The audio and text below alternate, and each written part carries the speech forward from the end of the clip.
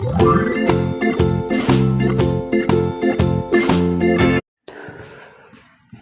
Morning students. Good morning sir. चला, मागच्या आपण काही दिवसापासून जो तुमच्यासाठी, तुमच्या भावांसाठी किंवा ज्या विद्यार्थ्यांनी 12वीपर्यंत 10वीपर्यंत शिक्षण घेतले परंतु इंग्रजी बोलण्याचं डेअरिंग त्यांच्यामध्ये होत नव्हतं, अशा विद्यार्थ्यांसाठी आपण जे उपक्रम सुरू केलेला होता 15 दिवसामध्ये इंग्रजी शिका, तो तुम्ही चांगल्या प्रकारे पूर्ण केलेला असेल. कारण तुमचे कमेंट्स बघून तरी असं वाटतं की तुम्ही छान प्रकारे त्यामध्ये इंटरेस्ट घेतलेला होता.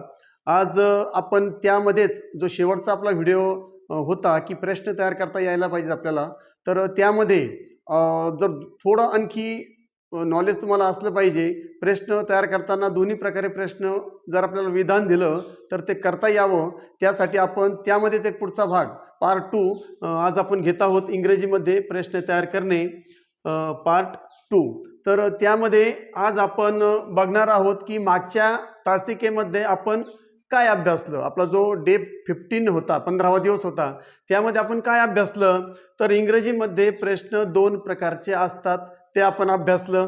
त्यामध्ये व्हर्बल क्वेश्चन्स म्हणजेच त्याला आपण यस नो, कारण त्याचं उत्तर एका शब्दामध्ये यस किंवा नो असं येतं म्हणून त्याला यस नो क्वेश्चन्स असं देखील म्हणतात.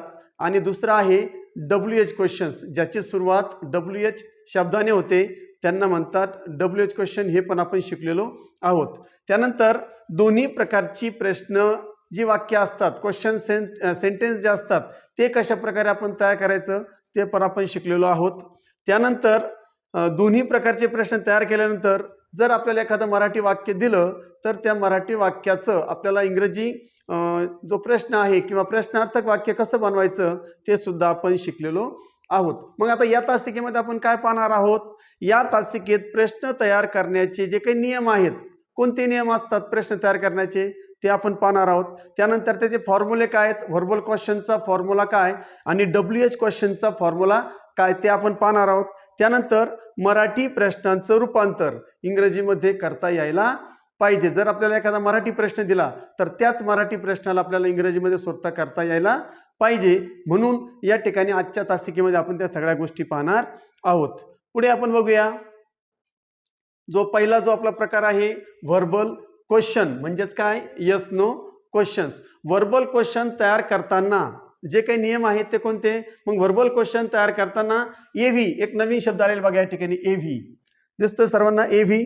तर तो एव्ही म्हणजे काय आहे, तर तो एव्ही याचा जो अर्थ आहे, याचा जो आपला अर्थ असणार आहे तो अर्थ ऑक्झिलरी व्हर्ब काय असणार आहे, त्याचा ऑक्झिलरी व्हर्ब हा एक नवीन शब्द आहे. ऑक्झिलरी व्हर्ब जो शब्द आहे तो शब्द या ठिकाणी जर तुम्ही बघितला तर तुमच्या लक्षात येईल, त्यालाच सहाय्यक क्रियापद, म्हणजे क्रियापदाला मदत करणारा जो शब्द असतो त्याला आपण सहाय्यक क्रियापद असं म्हणतो. इंग्रजीमध्ये त्यालाच ऑक्झिलरी व्हर्ब असं म्हटलं जातं. त्याचा शॉर्ट फॉर्म आहे एव्ही. काय शॉर्ट फॉर्म आहे त्याचा, एव्ही, म्हणजेच काय, ऑक्झिलरी व्हर्ब.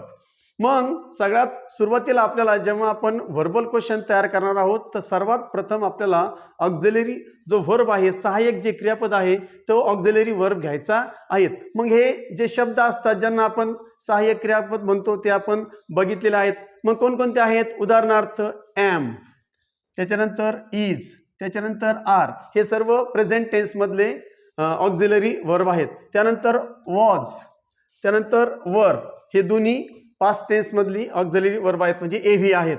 त्यानंतर विल आणि शाल, हे जे आहेत हे फ्युचर टेन्स म्हणजे भविष्यकाळातले एव्ही आहेत, म्हणजे ऑक्झिलरी व्हर्ब आहेत, सहाय्यकारी क्रियापद आहेत. त्यानंतर कॅन, शक्यता जी असते, आपण एखाद्या गोष्टी शक्यता दाखवण्यासाठी कॅन वापरतो. त्यानंतर हॅव, हॅज, आपल्या जवळ असणे किंवा पूर्ण काळामध्ये याचा वापर केला जातो. त्यानंतर हॅड, त्याच्यानंतर शुड, त्याच्यानंतर वुड, अशा प्रकारचे जे काही सहाय्यक क्रियापद आहेत, एव्ही आहेत, म्हणजे ऑक्झिलरी व्हर्ब आहेत, त्या ऑक्झिलरी व्हर्ब शब्दाने आपल्याला व्हर्बल क्वेश्चनचीच सुरुवात करायची असते. हा जो पहिला नियम लक्षात ठेवायचा आहे. जर एव्ही म्हणजे ऑक्झिलरी व्हर्ब वाक्यात नसतील, त्या वाक्यामध्ये जर नसेल तर मग आपण काय करणार आहोत, तर त्यासाठी डू आणि डज आपण शिकलो आहोत. डू आणि डज आपल्याला घ्यायचा आहे जर प्रेझेंट टेन्स असेल तर. त्याच्यानंतर डीड आपल्याला घ्यायचा आहे. जर ते वाक्य किंवा तो प्रश्न आपल्याला भूतकाळामधला तयार करायचा असेल तर डीड आपल्याला वापरावं लागतं. याचा वापर आपल्याला करायचा आहे. सगळ्यात अगोदर एव्ही, नंतर त्या ठिकाणी आपल्याला पुढचं जे आहे ते आपण बघणार आहोत. एव्ही तुमच्या लक्षात आलं असेल. त्यानंतर आपण एव्ही वापरल्यानंतर आपल्याला जो काही वाक्यातला कर्ता आहे, सब्जेक्ट आहे, तो सब्जेक्ट त्याच्यानंतर घ्यायचा आहे. त्याच्यानंतर 3 नंबरला जी गोष्ट आपण घेणार आहोत ती कोणती आहे? ते असणार आहे आपलं मेन व्हर्ब. त्या वाक्यामध्ये जे मुख्य क्रियापद आहे ते मुख्य क्रियापद आपण सब्जेक्ट नंतर घेणार आहोत. आणि सर्वात शेवटी ओ, त्या वाक्यात जर कर्म असेल किंवा उरलेलं जे काही वाक्य असेल ते आपण सगळ्यात शेवटी घेणार आहोत. आणि सर्वात शेवटी आपण प्रश्नचिन्ह देणार आहोत. अशा प्रकारे व्हर्बल क्वेश्चन तयार करण्याचे हे काही नियम आहेत जे आपल्याला लक्षात ठेवायचे आहेत. मग त्यावरून आपला फॉर्म्युला तयार झाला. तर काय फॉर्म्युला तयार झाला तो बघा. एव्ही ऑक्झिलरी व्हर्ब अधिक म्हणजेच काय, त्याच्यानंतर सब्जेक्ट घ्यायचा आहे, त्याच्यानंतर मेन व्हर्ब घ्यायचा आहे आणि सगळ्यात शेवटी आपलं काय घ्यायचं आहे? ओ म्हणजे कर्म घ्यायचं आहे. अशा प्रकारे AV plus subject plus main verb plus O हा आपला व्हर्बल क्वेश्चनचा फॉर्म्युला तयार झालेला आहे. आता याचे उदाहरण बघूया आपण. एक वाक्य बघा. तू येत आहेस का? हा मराठी प्रश्न मी तयार केला. तू येत आहेस का? मग याला आपण इंग्लिशमध्ये कसं म्हणणार? Are you coming? बघा याचं काय तयार झालं? Are you coming. सगळ्यात अगोदर काय घेतलं आपण? एव्ही घेतला, ऑक्झिलरी व्हर्ब, सहाय्यक क्रियापद. त्याच्यानंतर या ठिकाणी मुख्य जे काही तुमचं सब्जेक्ट आहे, या ठिकाणी सब्जेक्ट आपण 2 नंबरला घेतलेला आहे. आणि सगळ्यात शेवटी तुमचं जे काही मेन व्हर्ब आहे ते मेन व्हर्ब आपण घेतलेलं आहे. अशा प्रकारे are you coming, AV plus subject plus main verb, यामध्ये कुठेही कर्म नसल्यामुळे आपलं पुढं काही त्या ठिकाणी काय आलेलं नाही. आणि शेवटी आपलं प्रश्नचिन्ह आलेलं आहे. प्रश्नचिन्ह कंपल्शन आहे, लक्षात ठेवा. प्रश्नचिन्ह नसेल तर तो प्रश्नच होत नाही. त्याच्यानंतर दुसरं वाक्य बघूया आपण. ती मुंबईला जाते का? प्रश्न असा आहे, ती मुंबईला जाते का? क्वेश्चन मार्क आहे. मग याला इंग्लिशमध्ये कसं तयार करायचं? मग यामध्ये हे दिसतंय का आपल्याला? कुठं ऑक्झिलरी व्हर्ब दिसतंय का? नाही, यामध्ये कुठेही ऑक्झिलरी व्हर्ब नाही, एव्ही नाही, कारण याच्यामध्ये आपल्याला एम, इज, आर, ऑज, वर हे या ठिकाणी नाही. आता हे वाक्य कोणत्या काळी आहे? प्रेझेंट टेन्स आहे. मग प्रेझेंट टेन्स मध्ये काय आपल्याला घ्यावं लागेल? एक तर डू किंवा डज घ्यावा लागेल. परंतु वाक्याचा सब्जेक्ट या ठिकाणी शी म्हणजे कोण आहे? ती म्हणजे शी आपण इंग्लिशमध्ये घेतो. मग शी जर असेल तर आपण शिकलो तृतीय पुरुष एकवचन असेल तर त्या ठिकाणी आपण डू ऐवजी काय वापरतो? डज वापरतो. म्हणून या ठिकाणी डज आलं तुमचं ऑक्झिलरी व्हर्ब. त्याच्यानंतर मुख्य क्रियापद सब्जेक्ट, त्याच्यानंतर हे जे तुमचं गो म्हणजे मुख्य क्रियापद आहे, मेन व्हर्ब ते आहे, आणि हे आपलं कर्म आहे बाकी शेवटी. अशा प्रकारे AV plus subject plus main verb plus O असं आपलं या ठिकाणी काय तयार झालेलं आहे? हे फॉर्म्युलानुसार आपलं वाक्य तयार झालेलं आहे. मेन व्हर्ब आणि हे आपलं ओ. अशा प्रकारे हे 2 वाक्य घेऊन इंग्रजी घेऊन आपण या ठिकाणी व्हर्बल क्वेश्चन कशा प्रकारे तयार केला जातो ते आपण बघितलेलं आहे. त्याच्यानंतर आता पुढचा जो प्रकार आहे आपला WH क्वेश्चन्स. WH क्वेश्चन तयार करताना आपण कोणत्या गोष्टी लक्षात ठेवायच्या? काय नियम आहेत बरं त्याचे बघूया. WH प्रश्न तयार करताना सर्वात प्रथम WH शब्द जसे हू म्हणजे कोण, व्हॉट म्हणजे काय, व्हाय का, त्यानंतर विच कोणता, कोणती, कोणते, त्यानंतर व्हेन केव्हा, त्यानंतर हुम कोणाला, त्याच्यानंतर हुज कोणाचा, कोणाचा, कोणाची, कोणाचे, किंवा हुम कोणाला, त्या ठिकाणी सगळ्यात याला ते चालतं. व्हेअर, व्हेअरचा अर्थ कोठे, हाऊ कसा, हाऊ मच किती, त्यानंतर पुन्हा हाऊ मेनी किती. जर द्रवपदार्थ वगैरे असतील तर त्याच्यासाठी हाऊ मच, जे आपल्याला 1 2 3 असं मोजता येत नाही तेव्हा हाऊ मच, आणि हाऊ मेनी म्हणजे आपल्याला 1 2 वस्तू ज्या मोजता येतात त्यावेळी हाऊ मेनी असं आपल्याला वापरायचं आहे. या शब्दाने आपण WH प्रश्नाची सुरुवात करणार आहोत. नंतर मग काय घ्यायचं? नंतर मग त्या वाक्यामध्ये जर ऑक्झिलरी व्हर्ब असेल, एव्ही असेल, तर जर ते नसेल तर डू, डज आणि डीड काळानुसार आपण घेणार आहोत. त्यानंतर 3 नंबरला आपण घेणार आहोत सब्जेक्ट, त्यानंतर मग मुख्य क्रियापद मेन व्हर्ब, MV म्हणजे मेन व्हर्ब, आणि त्याच्यानंतर सगळ्यात शेवटी जे आहे सर्वात शेवटी आपण काय घेणार आहोत? सर्वात शेवटी आपण ओ घेणार आहोत. आता या ठिकाणी जेव्हा तुम्ही भूतकाळामध्ये जर त्या वाक्यामध्ये सहाय्यक क्रियापद नसेल, ऑक्झिलरी व्हर्ब नसेल तर आपण डीड घेतो. पण डीड घेतल्यानंतर मात्र त्या ठिकाणी क्रियापदाचं पहिलं रूप घ्यायचं आहे. कधी कधी वाक्यामध्ये त्याचा पास्ट टेन्स असतो, कारण भूतकाळी जो प्रश्न असतो, भूतकाळी जे वाक्य असतं ते भूतकाळी वाक्यामध्ये आपण शिकलो की V2 म्हणजे क्रियापदाचं दुसरा फॉर्म असतो. मग प्रश्न तयार करताना मात्र डीड आपण घेतो. मग डीड जर आपण वापरलं तर त्याच्यानंतर मग कारण आपण एकदा भूतकाळी शब्द वापरल्यानंतर पुन्हा आपल्याला भूतकाळी त्याचं रूप घ्यायचं नाही. तर त्या ठिकाणी वाक्याचं काय होणार आहे, पहिलं रूप मेन व्हर्ब जो आहे तो पहिल्या रूपात घ्यायचा आहे. वाक्यामध्ये आपण ते पाहणार आहोत. आता त्याचा फॉर्म्युला तयार झाला. मग काय फॉर्म्युला तयार झाला, WH शब्द आपण बघितलेत कोणते, त्यानंतर ऑक्झिलरी वर्ब, त्याच्यानंतर मुख्य कर्ता आणि त्याच्यानंतर मुख्य क्रियापद आणि जर वाक्यात कर्म असेल तर कर्म आपण घेणार आहोत. अशा प्रकारे WH word plus AV plus S plus main verb plus O हा फॉर्म्युला आपला तयार झालेला आहे. या फॉर्म्युल्यानुसार आपल्याला जायचं आहे. आपल्याला हे फॉर्म्युले थोडे अवघड वाटतात, परंतु एकदा की सराव झाला की मग काही वाटत नाही. मग याची आपण 2 उदाहरणं बघूया.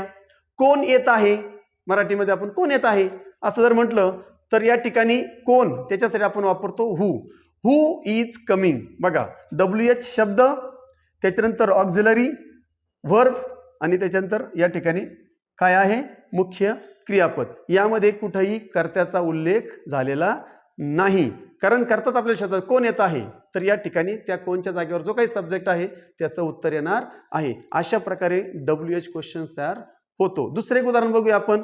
मुंबईला कोण जात आहे, मुंबईला कोण जात आहे. सब्जेक्ट शोधायचं आपल्याला, याच्यामध्ये सब्जेक्ट नसणार आहे म्हणून या ठिकाणी जरी आपण फॉर्म्युलामध्ये सब्जेक्ट बघतो या ठिकाणी सब्जेक्टच आपण शोधत आहोत म्हणून अशा प्रकारे आपला फॉर्म्युला तयार होतो. आता मुंबईला कोण जात आहे तर तो आपल्याला मग कोणसाठी काय वापरतो आपण शिकलो, मग वाक्याची सुरुवात होईल हू. ऑक्झिलरी वर्ब याच्यामध्ये आहे, जात आहे म्हणजे गोईंगची क्रिया आहे. मग हू इज वर्तमान काळी क्रिया, चालू वर्तमान काळ आहे.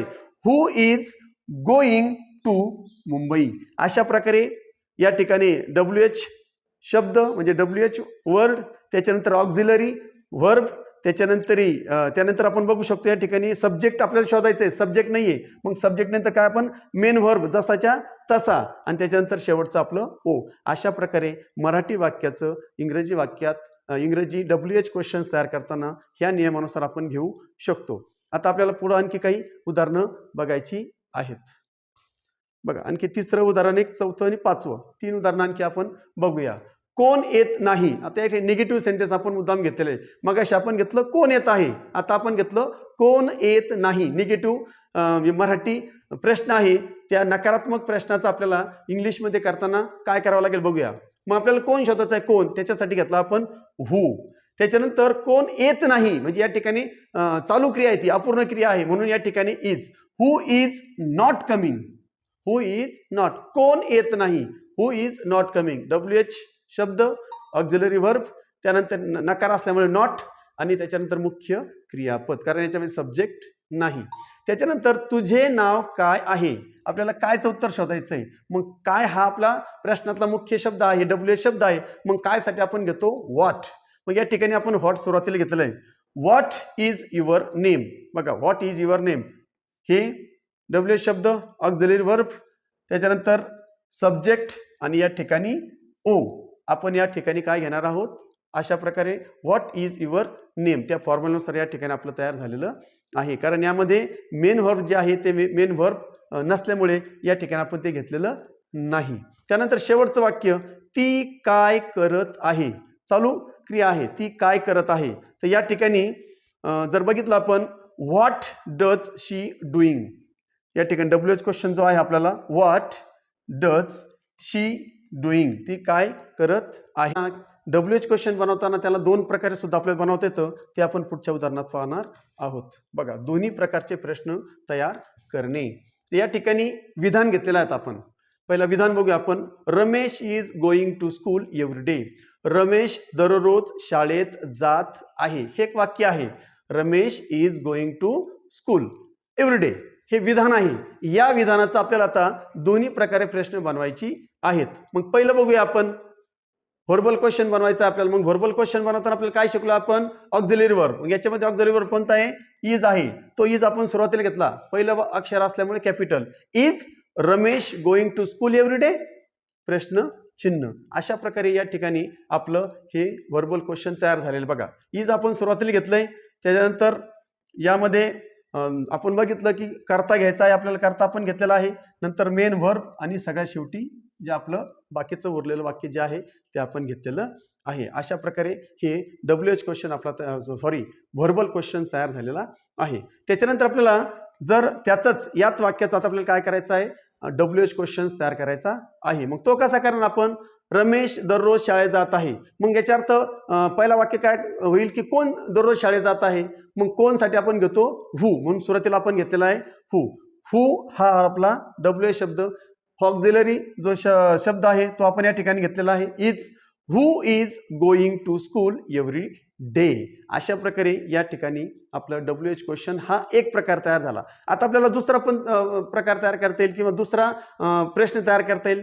Ramesh is going to school, Ramesh दररोज शाळेत जात आहे. तर पहिला आपण WH क्वेश्चन तयार केला, कोण दररोज शाळेत जात आहे, त्याच्यासाठी who is going to school every day. आता आपल्याला त्या ठिकाणी व्हेअर इज, आपण व्हेअर घेतलंय कोठे, आहे की नाही. आता रमेश दररोज कोठे जात आहे असं आपल्याला म्हणायचं असेल तर मग where is Ramesh going every day. Where is Ramesh going every day. पहिल्या वाक्यात आपल्याला करता शोधायचा होता म्हणून आपण करता येते घेतलेलं नाही. तर या ठिकाणी आपल्याला कोठे, तर या ठिकाणी स्कूल आपण आहे का टू स्कूल ते घेतलेलं नाही, तर त्याचं उत्तर आपल्याला शोधायचं आहे. तर where is Ramesh going every day. अशा प्रकारे तुम्ही सुद्धा एक विधान WH क्वेश्चन 2 किंवा 3 प्रकारचं तुम्हाला तयार करता येऊ शकतं. पुढचं आपण उदाहरण बघूया आणखी. दुसरं विधान बघा, यू नो मी, तू मला जाणतोस किंवा तू मला ओळखतोस, असं एक वाक्य आहे. मग हे जे विधान आहे या विधानाचे आपल्याला दोन्ही प्रकारामध्ये काय करायचे आहेत, प्रश्न तयार करायचे आहेत. पहिला आपण व्हर्बल क्वेश्चन बनवूया. डू यू नो मी. आता डू का घेतलं मी, डू घेण्याचं कारण असं की यामध्ये कुठेही ऑक्झिलरी म्हणजे सहाय्यक क्रियापद नाही. आपण शिकलो सहाय्यकारी क्रियापद नसेल तर व्हर्बल क्वेश्चन बनवताना आपण काय करायचं, वर्तमान काळ असेल तर डू डज किंवा जर भूतकाळ असेल तर डीड आपण घेणार आहोत. हे वाक्य आहे वर्तमान काळाचं प्रेझेंट टेन्स, म्हणून या ठिकाणी प्रेझेंट टेन्समध्ये आपण डू किंवा डज घेणार आहोत. यू वाक्याचा सब्जेक्ट असल्यामुळे आपण शिकलो की यू जर असेल तर डू आपण वापरतो, म्हणून do you know me question mark. Do you know me प्रश्नचिन्ह. अशा प्रकारे हा प्रश्न तयार होतो. याचाच आपल्याला WH क्वेश्चन तयार करायचा आता. तर मग WH क्वेश्चन तयार करताना आपण काय घेऊ शकतो की तू मला कसा ओळखतोस, तू मला कसा ओळखतोस म्हणून काय होईल मग हाऊ. हाऊ म्हणजे कसा, हाऊ डू यू नो मी. फक्त आपण काय वाढलं त्याच्यामध्ये, हाऊ डू यू नो मी. तर या ठिकाणी WH शब्द, त्याच्यानंतर ऑक्झिलरी वर्ब, त्याच्यानंतर सब्जेक्ट आणि त्याच्यानंतर जे काय आपलं क्रियापद आहे मेन ओळखणे, तर या ठिकाणी ते घेतलेलं आहे. आणि पुढचं जे काय आहे कर्म ओ ते आपण घेतलेलं आहे. अशा प्रकारे हे आपलं वाक्य तयार होतं. आता पुन्हा त्या ठिकाणी मी आणखी एक WH क्वेश्चन तयार करू शकतो. का, व्हाय डू यू नो मी, तू मला का ओळखतोस. व्हाय डू यू नो मी, फक्त शब्द बदलला, कसा ओळखतोस आणि का ओळखतोस. अशा प्रकारे बघा एकाच विधानाचे दोन प्रकारे मी या ठिकाणी WH क्वेश्चन तयार करू शकतो. व्हर्बल क्वेश्चन मात्र आपण एकच बनवू शकतो. त्याच्यानंतर विधान तिसरं घेतलेलं आहे आपण, शी गो टू मुंबई, ती मुंबईला जाते. वर्तमान काळी प्रेझेंट टेन्सचं वाक्य आहे, ती मुंबईला जाते हे विधान आहे. मग या विधानाचे आपण पहिला बनवूया व्हर्बल क्वेश्चन्स. मग यामध्ये सुद्धा तुम्ही जर बघितलं तर M is R was were असं ऑक्झिलरी व्हर्ब नाही. मग आपण शिकलो ऑक्झिलरी व्हर्ब नसेल तर आपण काळानुरूप डू किंवा डज किंवा डीड घ्यायचंय. मग शी आहे वर्तमान काळ आहे, मग आपण डज घेणार आहोत, तृतीय पुरुष एकवचन. Does she go to Mumbai question mark. Does she go to Mumbai. त्याच्यानंतर WH क्वेश्चन जो आहे तो आपण तयार करूया आता. वेअर कोठे, ती कोठे जाते, ती कोठे जाते. मग त्यासाठी व्हेअर साठी कोठे, where does she go, where does she go. अशा प्रकारे हे वाक्य तयार होतं. त्याच्यानंतर कोण, कोण मुंबईला जाते, तर कोण या ठिकाणी आपल्याला शी हे उत्तर शोधायचं आहे, म्हणून या ठिकाणी कोणसाठी आपण हू घेणार, who does go to Mumbai. बघा WH शब्द ऑक्झिलरी शब्द आणि त्याच्यानंतर या ठिकाणी पहिल्या याच्यामध्ये आपण कर्ता घेतला आणि शेवटी क्रियापद आणि क्वेश्चन मार्क. इथं मात्र आपल्याला काय शोधायचं, कोण. मग या ठिकाणी आपल्याला शीचं उत्तर शी शोधायचं आहे, म्हणून या ठिकाणी who does go to Mumbai. अशा प्रकारे आपलं हे WH क्वेश्चन तयार होतं. त्याच्यानंतर चौथं विधान बघूया आपण. चौथं विधान बघा, शी लिव्ह इन पुणे, ती पुण्यात राहते. मग हे विधान आहे, या विधानाचे आपल्याला व्हर्बल क्वेश्चन्स काय तयार करता येईल? मग या ठिकाणी सुद्धा काय नाही आहे, ऑक्झिलरी व्हर्ब नाही. मग आपल्याला काय घ्यावं लागेल? या ठिकाणी डू, डज किंवा डीड. मग या ठिकाणी वर्तमानकाळी वाक्य आहे डू किंवा डज, त्यापैकी शी तृतीय पुरुष एकवचन आहे म्हणून डज घ्यायचं. Does she leave in Pune. Does she leave in Pune? ती पुण्यात राहते का? अशा प्रकारे त्याचा अर्थ होतो. त्यानंतर WH क्वेश्चन. आता आपण ती कोठे राहते हे आपल्याला म्हणायचं आहे. Where does she live? Where does she live. त्याच्यानंतर आणखी एक वाक्य तयार होतो. कोण पुण्यात राहतं? Who does live in Pune? Who does live in Pune. त्याच्यानंतर शेवटचं विधान घेऊया आपण, 5वं विधान. They went to school. ते शाळेत गेले. भूतकाळी वाक्य घेतलं आपण. ते शाळेत गेले. हे वाक्य जर आपण घेतलं तर या वाक्याचे आपल्याला व्हर्बल क्वेश्चन्स आणि WH क्वेश्चन आणि व्हर्बल क्वेश्चन दोन्ही पण बनवायचे आहेत. मग आता पहिलं घेऊया आपण. यामध्ये बघा इथे सुद्धा काय नाही आहे, ऑक्झिलरी व्हर्ब नाही. वाक्य आहे भूतकाळी. मग आपल्याला डीड आता घ्यावं लागेल. मग डीडनं आपण सुरुवात केली. Did they go to school? Question mark. Did they go to school? ते शाळेत गेले का? ते शाळेत गेले का असा त्याचा अर्थ होतो. त्याच्यानंतर WH क्वेश्चन काय तयार होईल आता? कोठे? ते कोठे गेले? ते कोठे गेले? बघा मग तुम्हाला मी सांगितलं होतं डीड जर घेतलं तर त्या ठिकाणी आपल्याला वाक्याचं काय करावं लागतं? वर्ब घेताना मेन वर्ब घेताना पहिलं रूप घ्यावं लागतं. तर या ठिकाणी आपण वेंटच्या ऐवजी काय घेतलेलं आहे? गो घेतलेला आहे. कारण या ठिकाणी आपण डीड वापरलंय. मग डीड जर वाक्यात असेल, एक भूतकाळी शब्द असेल तर या ठिकाणी आपल्याला पुन्हा भूतकाळ घेता येत नाही, म्हणून त्याचं आपल्याला पहिलं रूप घ्यावं लागतं. म्हणून या ठिकाणी जो क्रियापद आहे वेंट, गेला किंवा गेले, त्याच्याऐवजी आपल्याला पहिलं रूप घ्यावं लागेल. आता या ठिकाणी पुन्हा तयार करताना कोठे गेले? वेअर डीड दे गो? ते कोठे गेले? बघा डीड या ठिकाणी पुन्हा मी वेंट घेणार नाही, मी गोज घेणार आहे. Where did they go. त्याच्यानंतर who went to school? Who went to school? कोण शाळेत गेले? Who went to school? Who went to school. इथं मात्र आपण वेंटच घेणार आहोत, कारण या ठिकाणी आता भूतकाळी तो शब्द असल्यामुळे, भूतकाळी वाक्य असल्यामुळे या ठिकाणी आपण डीड वापरलेलं नाही, डीड वर वापरलंय. मग या ठिकाणी आपल्याला went to school, who went to school अशा प्रकारे घ्यावं लागेल. चला, तर आता या ठिकाणी तुम्ही चांगल्या प्रकारे समजला असेल तुम्हाला. आता या ठिकाणी जो होमवर्क आहे तो होमवर्क तुम्हाला करायचा आहे. Make verbal questions and make WH question. दोन्ही प्रकारचे जे काही प्रश्न आहेत ते तुम्हाला बनवायचे आहेत. हे 7 वाक्य मी दिलेत, 7 विधान तुम्हाला दिलेत, 7 स्टेटमेंट आपण त्याला विधान म्हणूया. तर 7 स्टेटमेंट, 7 विधान दिलेत. ते तुम्ही काय करायचे आहेत? तुम्ही व्हर्बल क्वेश्चन पण बनवायचे आहेत आणि WH क्वेश्चन सुद्धा बनवायचे आहेत. WH क्वेश्चन कमीत कमी 2-2 प्रकारचे बनवा.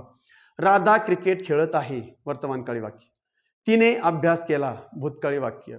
शुभमने त्याची कार विकली, भूतकाळी वाक्य. शिक्षकांनी पाठ शिकवला, भूतकाळी वाक्य. आम्ही दररोज शाळेत जाणार, भविष्यकाळी वाक्य. त्यानंतर तिने गाय विकली, भूतकाळी वाक्य. अभयने राजूला मदत केली. अशा प्रकारे तिन्ही प्रकारचे, तिन्ही काळातले वाक्य मी तुम्हाला दिलेले आहेत. तुम्ही काय करायचं आहे आता यापासून मी जशा प्रकारे आपण मागच्या स्लाइडमध्ये ऑक्झिलरी शब्दाचा कसा वापर केला, जर तो नसेल तर आपण डू, डीड, डज कसं वापरलं ते पण बघायचं आहे. आणि WH क्वेश्चन बनवताना एकाच विधानाचे 2-2 आपण बनवले आहेत. तुम्ही 2-2 त्या ठिकाणी बनवायचे आहेत. काही अडचण आली तर त्या ठिकाणी तुम्ही कमेंट्समध्ये लिहून पाठवा. जर काही चुकलं असेल तर त्या ठिकाणी तुम्ही समजून घ्यायचं आहे. काही चुकत असेल तर तुम्ही कमेंट बॉक्समध्ये मला सांगायचं आहे. या 7चा जो काही होमवर्क आहे तो करून तुम्ही मला काय करायचं आहे, कमेंट बॉक्समध्ये लिहून पाठवायचा आहे. आशा करतो तुम्हाला आता चांगल्या प्रकारे हे समजलं असेल. पुन्हा आपण आता पुढची जी आपली तासिका आहे त्या तासिकेमध्ये तुम्हाला नेहमी सतावणारी जी गोष्ट असते की एखादी गोष्ट करताना शुड, मस्ट, हॅव टू आणि हॅज टू, हॅड टू यांचा वापर कसा करायचा ते आपण पुढच्या तासिकेमध्ये पाहणार आहोत. तोपर्यंत भेटूया. तोपर्यंत चांगल्या प्रकारे अभ्यास करा आणि चॅनलला सबस्क्राईब केलं नसेल तर करा, आपल्या मित्रांना पण पाठवायचं आहे. जय हिंद, जय महाराष्ट्र.